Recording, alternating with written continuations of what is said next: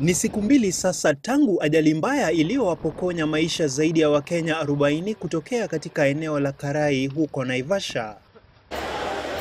Kampuni ya Molo Line ni miongoni mwa kampuni zilizopoteza abiria wapatao 14 katika mkasa huo.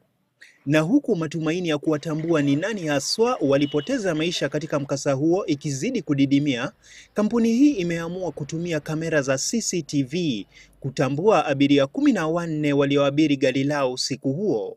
Kuna CCTV cameras kule Nakuru hivi kwamba gari yote ikikuja pale inakuwa screened.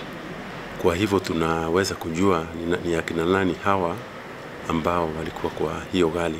Mojawapo ya masharti ya mamlaka ya uchukuzi na usalama wa barabarani NTSA ni kunakili majina kamili ya abiria wote pamoja na nambari za vitambulisho, jambo ambalo halikuzingatiwa. Ina saa zingine kwa watu wa 14 sita tunakuwa na wateja wengi sana, na wakati tunapoitisha wateja ID card yao saa zingine inakuwa ni shida na inafanya kuwa na jam.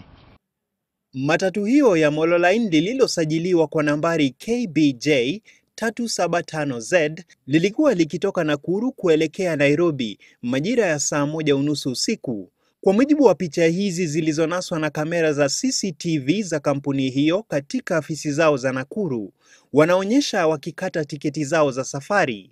Hizi CCTV ziko kwa booking office na ndipo pahala hapo watu wanakuwa verified. Akishabook anaingia kwa CCTV kamera na inaonyesha ya kwamba ni mtu wa aina gani ambao anaingia ndani.